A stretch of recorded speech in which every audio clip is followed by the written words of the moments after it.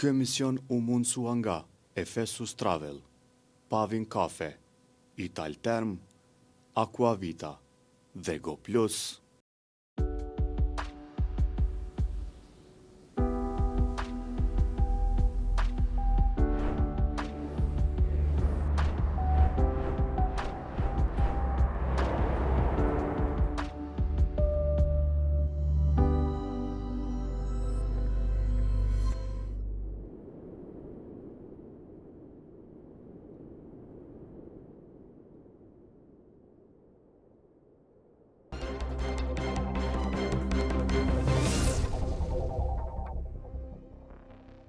Mirëmbrëma miq. Se kam vjen një lloj dashurie dhe respekti për njerëz e ushtrisë, veçanërisht generalt, këto nuk e di. Po kur kin studio njerëz si Gzim Hazrollin, general tashmë në pension, pjesë e Lidhjes Demokratike të Kosovës, besoj që e kam ma të qartë.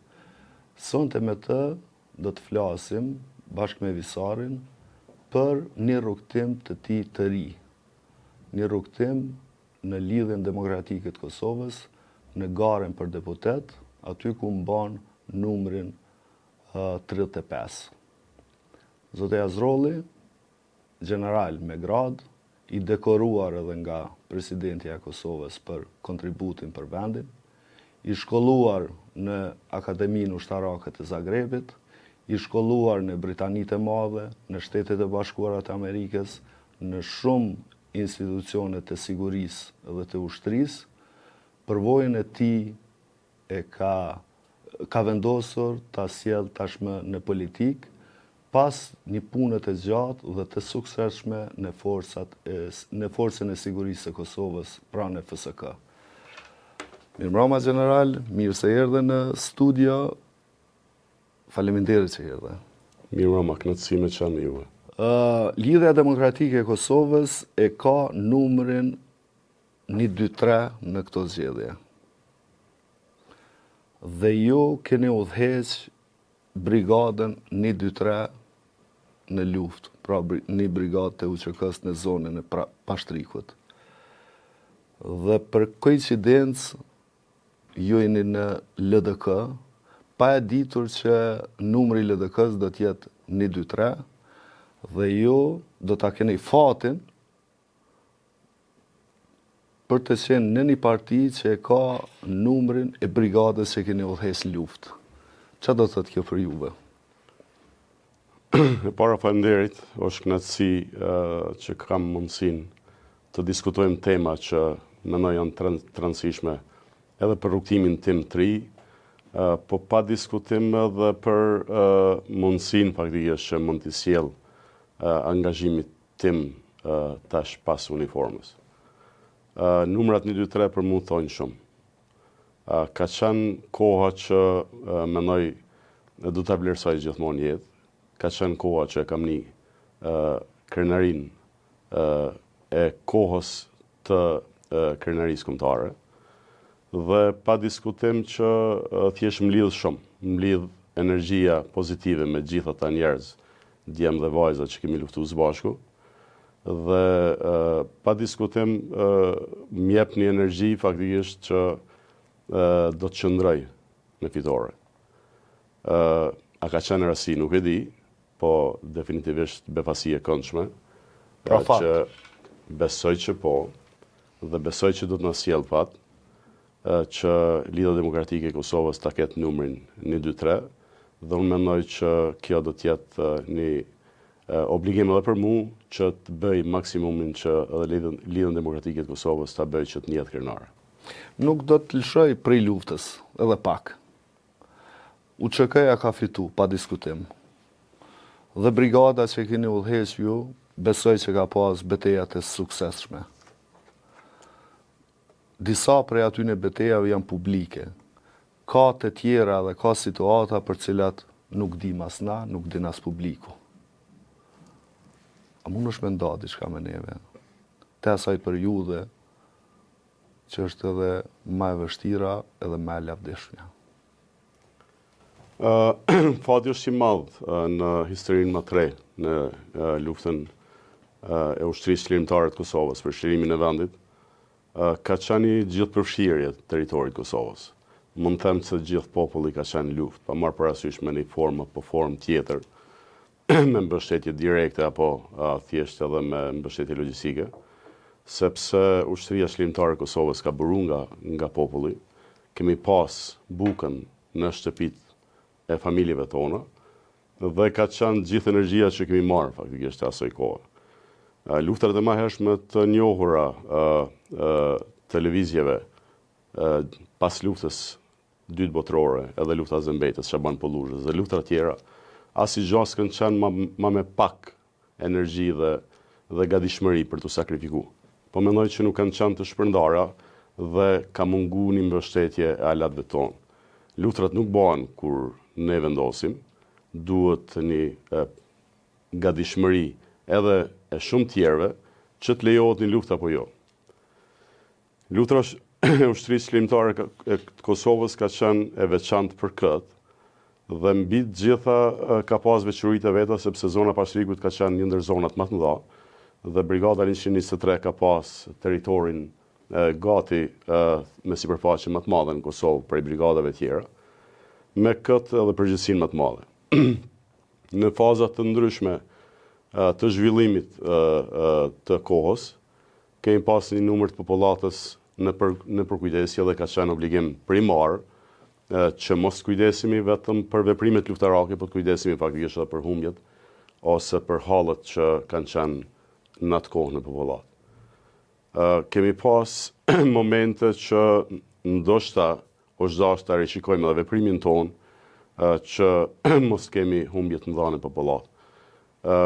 Kemi pas shumë kohra të vështira. Ne duhet jemi të sinqert në qoftë se më pyetni sot, a keni ditë si duket liria, e kam pas probleme për shkruat unë. Ai kam besu, po shumë fort. Po si duket lufta, e keni ditë? Lufta e kam ditë. Edhe pa hynte. Po, sepse kam pas fatin që të përgatitem pak me artin e luftës, por ta mësoj teorinë e luftës, edhe pse servitet dhe ushtrimet ushtarake tentojnë të përafrohen me realitetin e luftës reale, po gjithmonë nuk është emocioni faktikisht ose nuk është prekja shpirtërore, ndryshe është kur e humb një shok, një bashkëluftar, ndryshe është kur tregon dikush si duket punë ose që mund të imagjinosh. Dhe ndjeshmëritë më të mëdha kanë qenë aty.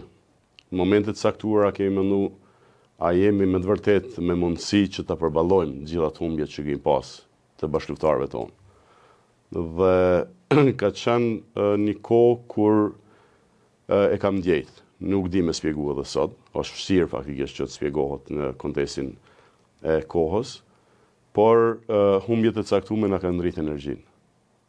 Ka qenë një ndjenjë e tillë që kemi tentuar sinqerisht mos ta lojmë veten që të shkojmë nga kjo botë pa marrë hakun. Dhe ka qenë një lidhje shpirtërore e jashtëzakonshme. Dhe në këtë kontekst unë mendoj që duhet ta pranojmë që djemt dhe vajzat që kanë luftuar kanë bërë me gjithë qenjen që ta vendosin thjesht veten para gjithë atij flijimi që ka qenë i kohës, po me çdo kusht të vazhdohet rruga faktikisht për të arritur qëllimin përfundimtar, shtirimin e vendit. Ushtarakët janë të trajnuar, të shkolluar për luftë, për betejë, dhe në luftë vdesin njerëz, që është e natyrshme, s'ka si të ndodhë ndryshe. Çfarë do të thotë vdekja për ty? Të ka friksu, duke pa edhe bashkëluftëtarët për cilët folet, të ka forcu, të ka dhënë adrenalin, a ke pas vdekjen më afër se këmisha e trupit, dhe a e friksu më shumë prej vdekjes, a prej mënyrës se si mundesh me vdekje? Pyetje shumë e thellë për secilin prej neve që kemi marrë pjesë në luftë. Tentojmë sot me reflektu, atëherë edhe nuk kemi pas energji me menduar. Një gjë mund t'ju garantoj që thjesht nuk e kam menduar vdekjen shumë.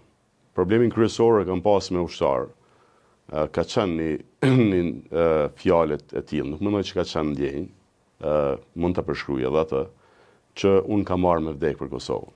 Dhe angazhimin më të madh timin gjatë përgatitjes atë pak kohë që kemi pas të bashkëluftarëve, e kam bën nuk më duhesh i vdekur. Po më duhesh me kry punën dhe me të gjallë. Po, një ushtarak profesionist e thotë këtë. Pa diskutim që nuk ka qenë edhe lehtë që të spjegohet ajo, sepse me të vërtet ka qenë një ndjenjë e tillë djem dhe vajzave të reja. Nuk e kam dertin faktikisht që unë vdes. Du ta bëj faktikisht atë punë dhe patjetër. Neve na ka dashur mi bind që duhet krysh detyrën, duhet ndihmosh luftën e përgjithësisë dhe duhet me të gjallë. Kur tentoj ta përshkruaj veten ose ndjenjën shpirtërore, unë kam marrë për Gjermanisë. Do të thotë atë punë nuk e kam bërë pa vetdije. Natyrisht. Por t'ju them sinqerisht, nuk kam menduar asnjëherë si është ndjenja që të vdisët, po kam pas një intuit që po, mund të bi, po kërkesën më të madhe për veten e kam pas që mos të shkoj pa bërë argatin tamam. Ose mbi të gjitha kam pas shumë gale të madhe që mund të vritem faktikisht pa u fut mirë në betejat të luftës. Sa? Generali e përmendi një gjë që unë mendoj që është jashtëzakonisht e rëndësishme që po bëhet për çdo herë më e rëndësishme, sepse generali një gjë nuk duhet me harru është që rrëfimet për sa e vështirë ka qenë me pru Kosovën deri te çlirimi dhe pastaj pavarësia. Secili supozon që këto dihen, po fatkeqësisht nuk dihen detaje. Edhe mendoj që është e rëndësishme me i përsërit. Se natyrisht që na lirinë që e gëzojmë sot na duket sikur e mirëqen, sikur e sigurt, edhe sikur na ka ardhur qysh lehtë. Ata që e kanë përjetu drejt për së drejti atë periudhë, natyrisht që e dinë që nuk është ashtu. Mirë, po për çdo herë më shumë na kemi njerëz të cilët nuk e dinë ata.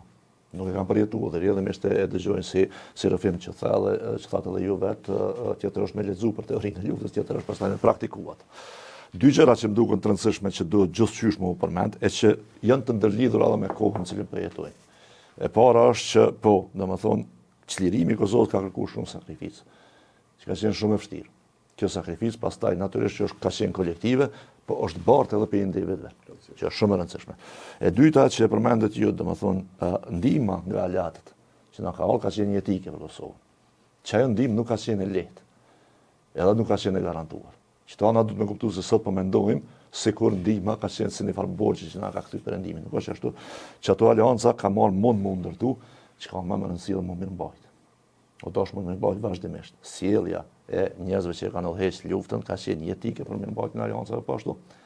Sepse përndryshe nuk kanë qenë të garantuara, siç ka qenë rrafshi diplomatik dhe politik njëra në anë, edhe ky ushtarak e ka pas përgjegjësinë e vet.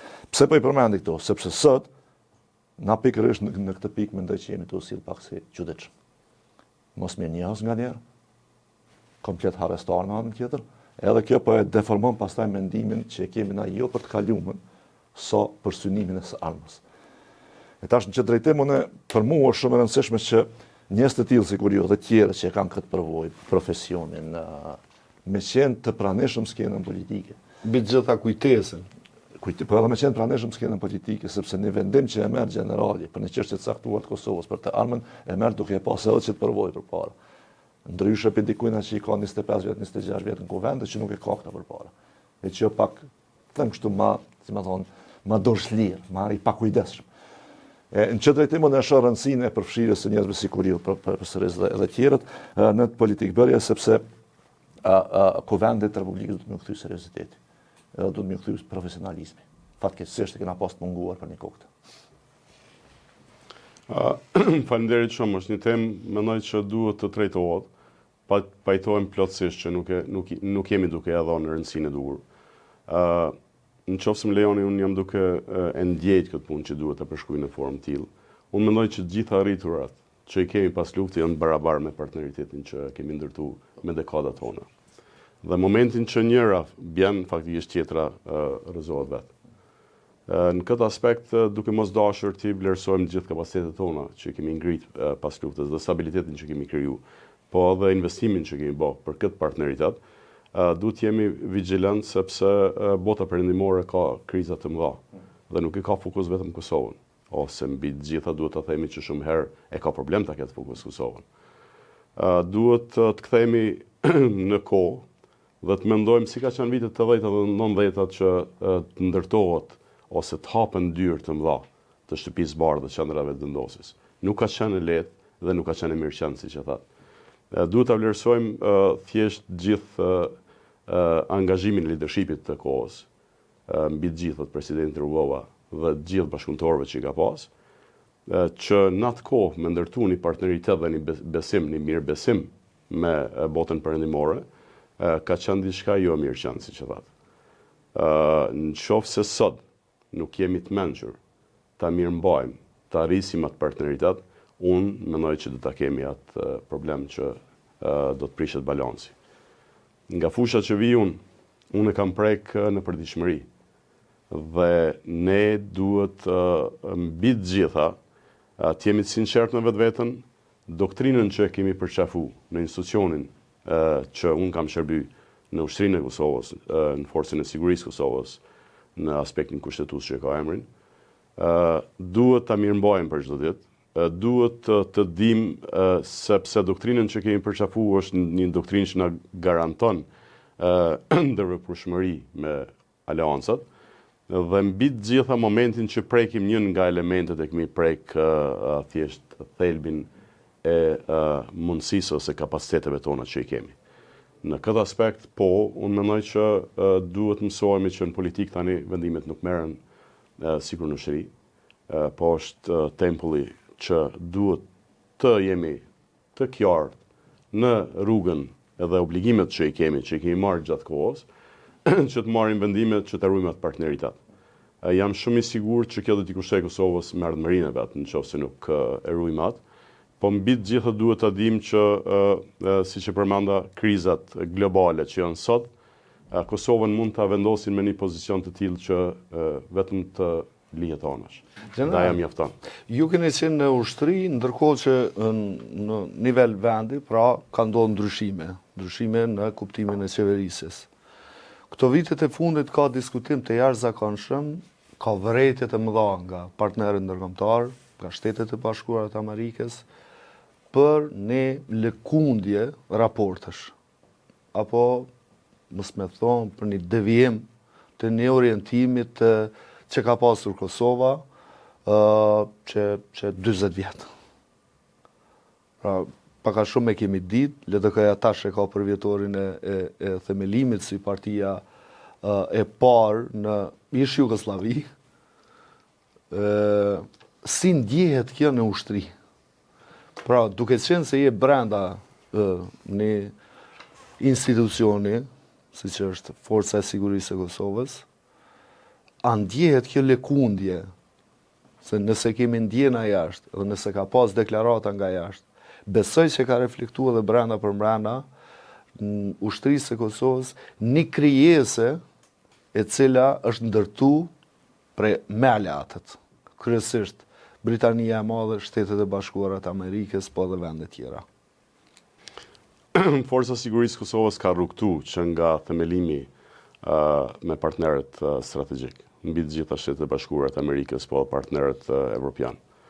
Dhe në këtë aspekt, si që përmena aspektin e ndërveprimit që është një ndër kriteret kryesore që ne faktikisht tentojmë të përafrohemi me NATO-n, që janë shumë veprime që i quajmë ne taktike, që kanë një ndikim strategjik, nëse nuk jemi të koordinuar, aty nuk e flasim të njëjtën gjuhë, nuk i dim veprimet të njëjta, ne mund të bim në situata faktikisht që ta dëmtojmë atë kapacitet që është ngrit. Po, gjatë rritës tonë, gjatë zhvillimit të institucionit, kemi pas momente si që dini ju, momentin që ka pas një gabim në hapa, në politik, thjesht ju ka ra FSG-s, ose janë ndërprej marrëdhëniet. Janë ndërprej marrëdhëniet. Janë ndërprej aktivitetet e planifikuara. Cilat janë ato? Aktivitetet e planifikuara kanë qenë kryesisht trajnimet që i kemi pas me marrëveshje vjetore, sepse ne kemi marrëveshje vjetore me gjitha shtetet që kemi partneritet, dhe janë saktësisht aktivitetet që planifikohen sa oficer në oficer do të jenë në trajnimin X, sa forcat tona do të marrin pjesë në stërvitjen Y, dhe po edhe shkëmbime të eksperiencave përvoja faktikisht që kemi pas me planifikim. Në aspektin e kësaj, po, kemi pas aktivitetet që janë anuluar për shkak të kërkesës që politikat përformojnë me një formë apo formë tjetër. Fati ka qenë. Vitin e kaluar, ambasadori amerikanë ka thënë decisivisht, ka qenë edhe në media, që paknacit që kanë qenë në aspektin e bashkëpunimit me vendimarrjen në Kosovë, vendimarrjen politike, ne nuk do ta lëndojmë fushën e sigurisë, do të vazhdojmë me aktivitetet tona, që ka qenë hera parë, do të thotë që marrni vendim i tillë. Dhe pra ata e përjashtojnë ushtrinë nga diskutimi politik dhe për hir të ushtrisë, ata si me thonë e mbyllin një sy për mos ta dëmtu FSK-n si partnere të Amerikës. Në qoftë se lejohet, mund ta them me një fjalë që partneri jonë strategjik ka fillu ta shef ushtrinë e Kosovës, forcën e sigurisë Kosovës, si një argument të fortë të mundësisë të stabilitetit në Kosovë. Për shkak të disiplinës, për shkak të vendimarrjes të qartë dhe për shkak të nevojës së rujtjes stabilitetit të sigurisë në rajon. Në këtë aspektun po duhet besoj që edhe në Tarmën, jo vetëm forca sigurisë, po dhe institucionet tjera të sigurisë do të ruhen nga kjo goditje e bashkëpunimit. Dhe mendoj që klasa politike duhet ta vlerësoj këtë. Mendoj që partnerët tonë po janë duke mendu për aspektin e rujtjes partneritetit më shumë se sa ne. Dhe ne kemi obligim që të kthjellemi ngadalë. Po të kthej pak mbrapa. Patjetër. Komandant në luftë, general me grad, nën supozimin që i afërt më shumë me partitë që quhen të dalja nga lufta. Ndërkohë ju shkonin në LDK. Pse në LDK? Cila është lidhja juaj me LDK? Mendoj që duhet ta marrim të sinqert aspektin e kursit të veprimit në dekadat e fundit të lidhjes demokratike të Kosovës. Mendoj që ka qenë një balans i jashtëzakonshëm i politikës në Kosovë. Një koncept i qartë i shtet ndërtimit, por mbi të gjitha edhe i tentativës të jashtëzakonshme që në momente të caktuara historike të historisë tonë tre ka luajtur një rol të uljes të gjakrave. Kjo është një diçka që mendoj që është përshtatë me konceptin tim të veprimit dhe pa diskutim që në luftë kemi marrë gjitha aktivitetet e mundshme që ta ndërtojmë një kohezion, edhe pse ka pas tentativa të shumta ko pas kohë që të quhen një krah apo krah tjetër, në Kosovë ka pas vetëm ushtri qlirimtare të Kosovës. Jam shumë i lumtur që nuk i kemi leju për asnjë moment që ta kalojmë vijën e kuq ose të kemi faktikisht edhe dëmtime që ka pas interes. Edhe armiku, po me siguri dhe forcat të ndryshme përreth neve. Në këtë aspekt, në forcën e sigurisë Kosovës kemi ndërtu një trup të tillë që jam shumë i lumtur me të gjithë udhëheqjet e ndryshme politike që gjatë qeverive të pas luftës kanë udhëheq me Ministrinë e Mbrojtjes, më herët me Ministrinë e Forcës së Sigurisë Kosovës, nuk është ndjejt për asnjë moment, do të thotë një aspekt i tillë. Dhe mendoj që kjo duhet të jetë prioriteti jonë, që të ndërtojmë një koncept të tillë që gjitha institucionet e sigurisë të ruhen nga dikimet faktikisht politike. Por gjithsesi, mendoj që e ka marrë këtë hap duke pas shumë miq edhe në partitë që veprojnë në Kosovë dhe duke vlerësuar kontributin e tyre të jashtëzakonshëm që të bëhet hapi dur i përafrimit të koncepteve drejt asaj që duhet të jetë, mendoj, prioriteti gjithë neve, ndërtimit për një tarme, për rinin tonë dhe për stabilitetin mas pari të vendit tonë po dhe të rajonit, mendoj që përsëri unë e kam vlerësuar që mund ta gjej veten shumë mirë me gjithë atë background që sjell që mund të jap kontributin faktikisht në mesin e njerëzve që i kam njohur gjatë rrugtimit, por edhe që vlerësoj dhe besoj që do ta kenë synim, do të thotë, të një stabilitet të tillë. Misar, një general i karrierës, pra një ushtarak i karrierës me gradën general në LDK, në listë për deputet. Qa thot kjo për ju? Po, Duke qenë se keni qenë politikë. po, do më thonë ka ekzistu Edhe ka pak i keni pas zili, këta general se ju pak ma të varë për keni qenë me ushtarak. Dikush ma shumë se tjertë. Po, unë mendoj që kjo është absolutisht komplet normale, do më thonë, sepse na e kemi, do më thonë, dy parti që kanë dalë nga dy, me quj kështu, mënyrat menduarit, në base që kanë pas një mënyrë të ndryshme të menduarit, edhe të taktikës politike në kohë të caktuara, po që kanë pas të njëjtin qëllim përfundimtar. Këtu ka pas pastaj me njerë pas luftës edhe problemet natyrave të ndryshme, mirë po politika në Kosovë praktikisht mund është me thonë, ose krejt që ka është ndërtu në Kosovë, mund është me thonë që ka qenë bashkëpunim mes LDK-s dhe PDK-s. Politikisht po flasë, flasë në për këtu aspekte tjera.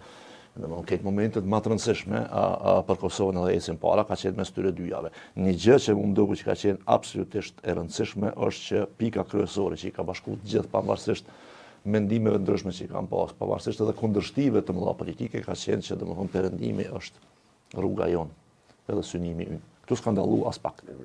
As LDK, as PDK, as AK-ja. E urrejt mos dalloj as vetëdosja.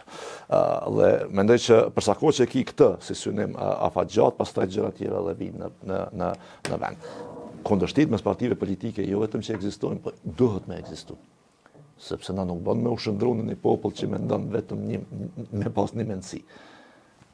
Presidenti Rugova ka pas një qasje jashtëzakonisht interesante, edhe emblematike për mua në kohën kur ka qenë aktivisht politik, si kryetari i partisë. Ai ka kërkuar që të votohen edhe parti tjera, apo jo, pas luftës. Dhe kjo për mua flet për një bindje të thellë në nevojën për demokraci dhe pluralizëm. Po që tu kërku presidenti Rugova mu votu edhe tjerë, tash LDK-ja partia e tretë ka dalë zgjedhje. Da përveç mos të harrojmë që asnjë lider në rajon, në vendet që kanë dalë për ish Jugosllavisë, nuk e ka pas këtë qasje. Vetëm lideri i Kosovës e ka pas këtë qasje. Që kjo është kandash më kon burrje për neve. Se kjo tregon për një kulturë shumë të avancuar demokratike, edhe kisha uru që partitë politike me mirë mbajt këta dhe me qu për para. Sepse që kjo, na ndryshë nuk muna me ecë për para, demokracia, pluralizmi dhe toleranca duhet me qenë pjesë përbërse që neve na dallon si shoqni, edhe që ka na bën evropian janë për mendimin tem, qëto atribute dhe aspekte. Tash, une mendoj që, domethënë, përfshirja, prapo e them, përfshirja e personave si kur Zoti Hazrolli, general Hazrolli, në politik e kanë edhe dimenzionin e rëndësishëm shumë për mua, domethënë duke pas parasysh të kaluarën, përvojën edhe profesionin, sepse kjo e ndihmon pastaj në një farafshi që qytetarët e Republikës Kosovës me e pa politikën me sy tjerë. Pra me heq atë mendimin që, si me thonë, ata që janë ushtarë janë të një partije e këta që s'kan të atjetë të takojnë partije tjetër, se nuk është e vërtetë. Në më thonë edhe në luftë ke pas shumë pjesëtarë të Lidhjes Demokratike të Kosovës që kanë qenë aty, dhe e dyta me kuptu që në fakt për të qenë ta që i kështu heroj këti veni nuk duhet me qenë mbi njerëzor. Në më thonë hero mujë më bo se cili dhe duhet më bo se cili në punën që e krymë dhe në angazhimin që e kemi. Dhe mendoj që kur të shep personalitetet si Zoti Hazrolli dhe tjerë, të shep që me gjitha të po flasim për njerëz të këtij veni, të cilët një profesion të caktuar dhe një bindje të caktuar kanë pas gatishmëri me qute në fund dhe ajo i kontribuon venit. Për shembull neve na vyn njerëz që janë shkolluar jashtë. Dhe që janë shkolluar në për shkolla të mira, domethënse. Neve na vyn njerëz që e njohin sektorin e sigurisë, siguria po bëhet një prej problemeve më të rëndësishme me cilën ballafaqohen.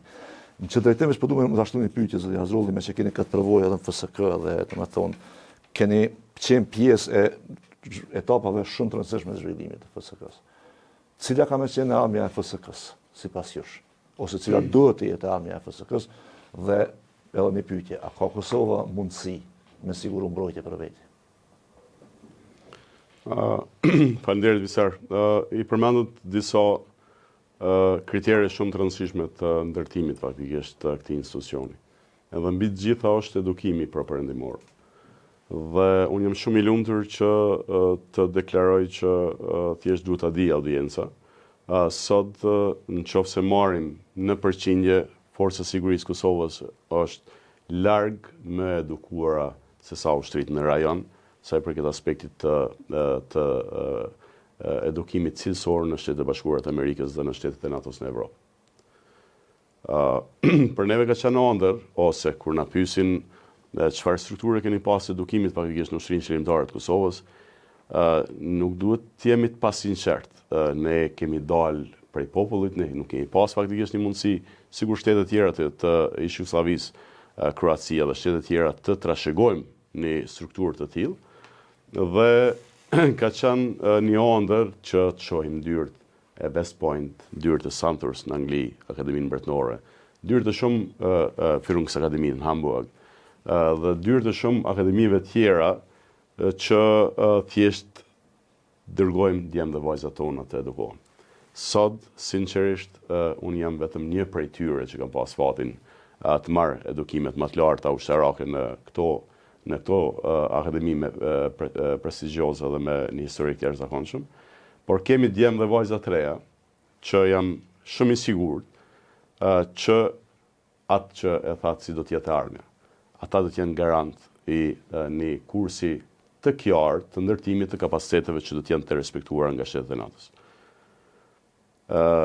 Duke marrë në konsiderat mbështetjen që këto shtete kanë tradit përmes takimeve vjetore që i bojnë. Ato janë rifreskime për ta, dhe mbi të gjitha sot e kemi fatin që djemë dhe vajzët e reja që kanë kry akademitë që i përmenda më herët, ata i përcjellin në zhvillim të karrierës. Do në thotë janë mentor të jashtëzakonshëm që ne, për fat keq, nuk i kemi pas në tradit, kemi fillu dhe jemi duke ecë në drejtim, po flas gjithherë sikur me pas kanë FSK. Unë po flas në kontekstin e asaj që kam përjetu, kemi fillu që të mësojmë që në karrierë ushtarake duhet ta kesh një mentor. Dhe mentori të sugjeron cilat shkollime i marr, kombinimin e përvojës shtabore dhe të trupave, që karriera ushtarake nuk ndërtohet ndryshe. Dhe duke pa këtë mundësi që kemi sot në ushtrinë tonë, unë jam shumë i sigurt që kemi lider të jashtëzakonshëm që do të qëndrojnë edhe do t'i njohin vlera dhe do t'i mbajnë ato vlera me partnerët strategjik që i përmendëm. Shumë me rëndësi. Në rast një lufte me fqiun tonë verior, që njifet mundësia ndoshta vetëm e një lufte konvencionale. Unë mund të them, për përdori gjuhën e përditshmërisë, i ka dek nona asaj pune që Serbia me shkel Kosovën më. Jam shumë i sigurt në këto, nuk është një platformë politike, është një sinqeritet me vetveten. Është një besim i gjithë atyre kuadrave që i kemi mbrana që janë gatu, do të thotë, dhe kuadrave të reja që janë duke u gatu çdo ditë. Dhe mbi të gjitha duke marrë aspektin e raportit të forcave. Nga një kolegi juaj kam pas një vlerësim që më ka dok pak i tepërt ose jo i sinqert. Tha general, tha më duket tha që raporti forcave sot me Serbinë është shumë më i dobët se sa që ka qenë në luftë. Thash, mendoj që keni problem me informacionin që duhet me të vërtetë në shtadhe. Edhe FSK-ja tjetë pak ma shumë në kontekstin e detajeve t'jep audiencës ta di me të vërtetë ku jemi. Do në thotë me një kuadër të tillë të leadershipit që është arma më e fortë. Edhe sipas Sun Tzus, 4 kriteret e fitimit luftrave thjesht janë e para fuqia njerëzore ose thjesht njeriu. Mbi të gjitha ne kemi atë armë fort. Ajo armë mungon faktikisht të fshijon verior, jo që s'kan edukim, po nuk e kanë gatimin edhe edukimin që kemi ne, po mbi të gjitha mendoj që jemi duke investu çdo ditë që ky kuadër të mirëmbahet dhe të avancohet, siç e thash edhe me zhvillimin e karrierës që thjesht shtetet partnere e mbajnë dhe matutje. Te aspekti arsenalit, nuk kisha marrë kohën e çmuar që të bisedojmë faktikisht se përket arsenalit luftarak dhe raportit me Serbinë, nuk mund të krahasohemi. Por mbi të gjitha jemi duke piketu ose duke targetu sistemet të armatimeve që e kanë impaktin më të madh në fushë betejë. Megjithatë, ju flisni me kaq pasion për ushtrinë, ju flisni me kaq besim. Zanatin e vetëm që e di. Me kaq besim, por janë disa dhëna që muslim na demantojnë. Ka dërheqje prej ushtrisë. Ka dërheqje të shumta prej ushtrisë.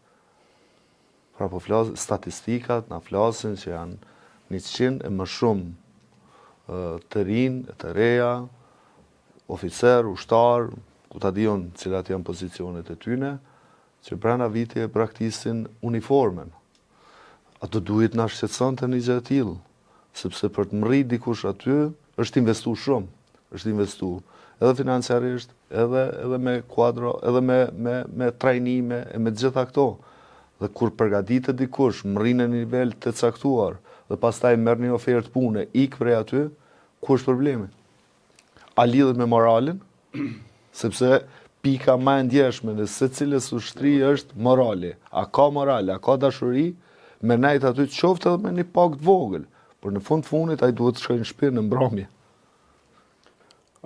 Po, një pikë shumë e ndjeshme, jo me kënaqësi, kisha dashur që ta kemi në shqyrtim të përditshmërisë të ngritjes institucionit tonë, por me të gjitha zhvillimet e viteve të fundit, mund të konkludoj që mirëqenia e pjesëtarëve nuk është e mirë.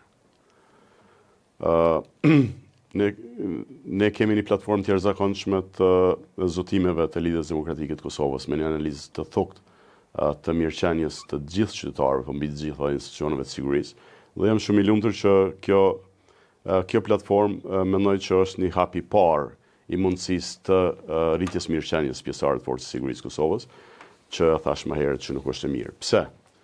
Problemi qëndron që vlera monetare reale e pagës që merr një ushtar, një pjesëtar i FSK-s, është larg më dobët se sa që ka qenë para 3 viteve.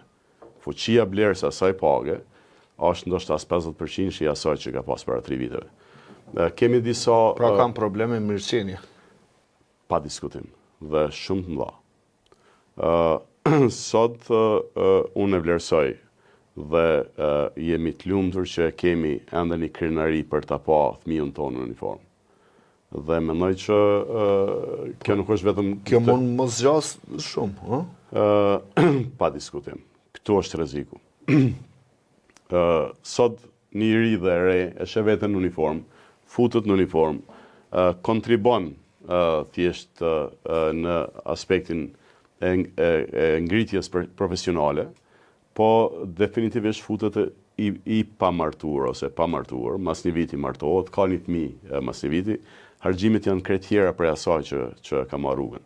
Dhe fillon ballafaqohet me ato problemet që thatë kur shkon në shtëpi, që familja ka kërkesa.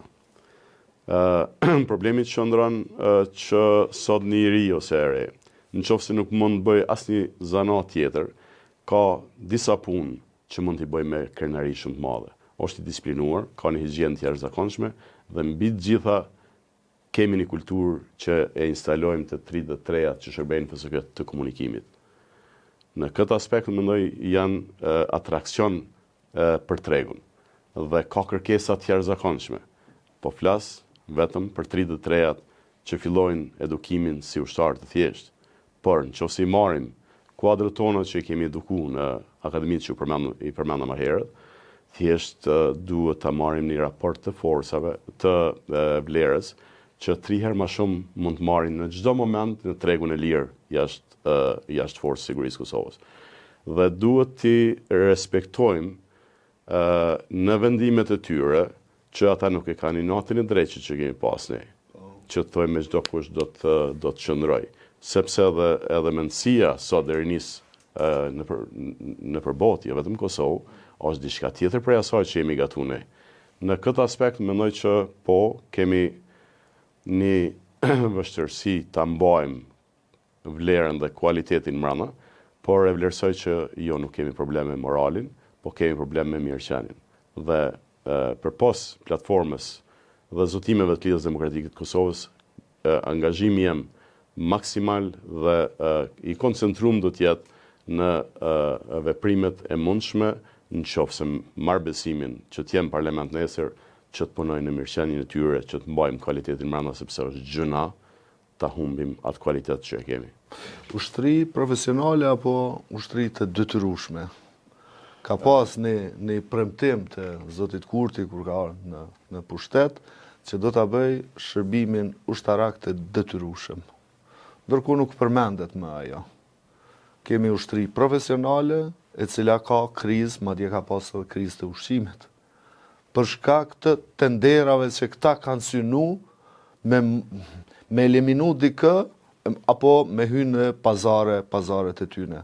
Dhe kur diskutohet në publik për ushqimin e ushtarëve, pra po flasin për ushqim, diçka elementare, ndonë se ushtarët bjetojnë me çfarë do ushqimi, bjetojnë edhe natyrë edhe në kushte ekstreme, por vetëm diskutimi e dëmton idenë e krijimit të një ushtrie profesionale të qëndrueshme. Jo, a jeni për me vazhdu me ushtri profesionale, apo që Kosova në të ardhmen të ketë edhe shërbim të detyrueshëm ushtarak? Duhet flasim si zyrtar në aspektin e respektimit të ligjshmërisë që kemi në Kosovë. Ne mund të bëjmë thjesht analiza të ndryshme, mund të bëjmë çe vetës, po mbi të gjitha ne jemi të obliguar të respektojmë kushtetutën dhe ligjet që kemi të miratuara në kuvend. Po ato mund ndryshohen? Mund ndryshohen nëse ka gatishmëri. Problemi qëndron që ne me kushtetutë jemi ushtri profesionale. Po. Dhe nuk na lejohet faktikisht mundësi të tjera. Por mbi të gjitha, duhet ta marrim në konsiderat, ushtria nuk bëhet me ndihmë. Ushtria duhet të ketë buxhet dhe ushtria ka kosto të lartë. Nuk du të hyjë në detaje sa kushton një ushtar faktikisht për ta mirëmbajtur me të gjithë aspektin e angazhimit, gatishmërisë dhe të trajnimeve, po mbi të gjitha edhe të infrastrukturës që duhet të jetë që në standardet natës, nuk mund të simulojmë faktikisht me gjëra të tilla. Ne sot nuk kemi një buxhet të tillë që mund të themi që mund ta bëjmë një ushtri obligative, sepse ka kosto të mëdha dhe kemi bërë analiza, janë plane të analizuara shumë mirë. Por mbi të gjitha ne duhet ta shiqojmë aspektin ligjor. Ne jemi zotuar para partnerëve tonë që do të bëjmë këtë ushtri me këtë strukturë, me këto kapacitete si kusht për ta bërë ushtri. Pa diskutim. Dhe zotimet duhet marrë, nuk mund faktikisht të thomë që po jemi marrë vesh në 2018, po tash na ka rënë mend diçka tjetër. Ne duhet të ndërtojmë një mirëbesim me partnerët tonë. Dhe jam shumë i sigurt përsëri, edhe nëse kemi plane tjera, ne duhet mendojmë në mbrojtjen kolektive. Kosova nuk mbrohet vetëm faktikisht me kapacitetet që i kemi sot, por mbi të gjitha ne kemi obligim që të mendojmë faktikisht edhe për obligimet që kemi ndaj partnerëve, në paqërujtje dhe operacione faktikisht të bërjes paqes. Dhe jemi duke kontribuar për çdo ditë. Në këtë aspekt unë mendoj që po, ka modele të mira, nëse qeveritë tona fillojnë të mendojnë që ta bëjnë një balans të investimeve me prioritete në fusha të caktuara të shoqërisë tonë, dhe të ndajnë buxhetin e duhur, faktikisht që ushtari mos të ndjehet keq, mos të ketë nevojë ta bëjë një punë të dytë, ose një punë jo të mirë që mund ta dëmtojë edhe kapacitetin e tij të gatishmërisë në forcë që ka, obligim primar, dhe pse jo të fillojmë faktikisht me programe të tilla siç edhe ka FSK-ja sot, që merr për 24 orë student dhe nxënësa të shkollave të mesme, ti njoftojmë me njohuritë bazike, ta njoftojmë me infrastrukturën në rast të kërcënimit ku duhet të lajmërohen. Vendisimi i trive është e rëndësisë veçantë. Ne kemi modele të jashtëzakonshme në shtetet skandinave, që ata punojnë në përditshmëri me pamflete të ndryshme, me njoftime faktikisht, që ta marrin të njoftuar popullatën me aktivitetet që i bën ushtria dhe si mund ta ndihmoj, nëse jo më ndihmu bilispaku mos më vë pengesë nesër në rast të një kërcënimi. Do ta di ku duhet ose ku është hapi i parë që të lajmërohet. Dhe janë aktivitete pa kosto të mëdha, por mbi të gjitha mendoj që hapat e parë mund t'i marrim dhe nuk bim keq me zotimet që kemi marrë me partner, nëse thojmë po ftojmë 30 student thjesht me një planifikim të rregullt që të vinë dhe të njoftohen me jetën ushtarake. Ose mbi të gjitha mund të jetë edhe një hap që jemi duke punuar faktikisht t'ia trajtojmë që të aplikojnë për të rekrutuar nesër, që bajnë shumë shtetet natës. General, jemi afru ka fundi, unë i kam edhe 2 çështje, Visari sigurisht ka edhe ky, nëse ka, me herët është diskutuar shumë a shumë për antarësimin e Kosovës në NATO. Këto vitet e fundit nuk flitet për një gjë të tillë. Atje nuk flitet. Jemi afër antarësimit? Nëse po, cila është rruga ma e lehtë, ma e drejtë? Dhe nëse nuk jemi afër, cilat kanë qenë ato problemet, pengesat që neve na kanë ndalë në rrugtimin tonë drejt NATO? Zoti Kajtazi, duhet jemi të sinqert përsëri ta trajtojmë këtë temë shumë me rëndësi dhe shumë të ndjeshme. Problemi që ndron FSK-ja që nga fillimi i saj dhe me mandatin para 2018-s, kemi pas buxhet të zotuar për shumë pajisje ushtarake që ne kemi vlerësuar që duhet i rrisin kapacitetet, ose mbi të gjitha që kemi vlerësuar që duhet jemi në situatë ta mbrojmë Kosovën më lehtë. Dhe ato fonde faktikisht janë shkuar gjithmonë në suficit. Do të thotë, problemi që ndron edhe kjo temë duhet ngusht të diskutohet me partnerët tonë strategjik sepse janë disa rrugë për të përafruar me NATO. Mbi të gjitha duhet të them vlerësimin tim ose në bazë të parametrave që janë për të vlerësuar, FSK-ja është e gatshme, por Kosova futet në ato, jo FSK-ja. Dhe derisa nuk kemi Por ushtria është kryesore. Definitivisht. Do të thotë aseti që i ofrohet NATO-s, por derisa nuk kemi një koordinim të mirëfillt të skenës politike ose mbi të gjitha të institucioneve tona që të punojnë në vazhdimsi për të dëshmuar që jemi me vlera dhe me gatishmëri që të përafrohemi me NATO, ne kemi problem. Mund të them që situata e zhvillimeve të reja në Ukrainë dhe krizave të reja i ka leju partnerët tonë që të i hapin pak dyert, na lejojnë të ecim me hapa pak më shpejt.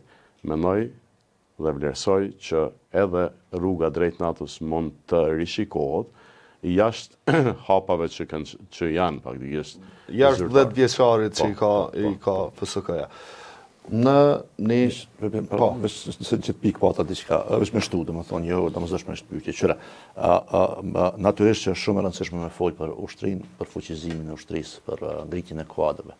Veç na nuk bë me bo gabimin me kaluar këtë anën tjetër të ekstremet, edhe me thonë që na veç për ushtri kena me investu.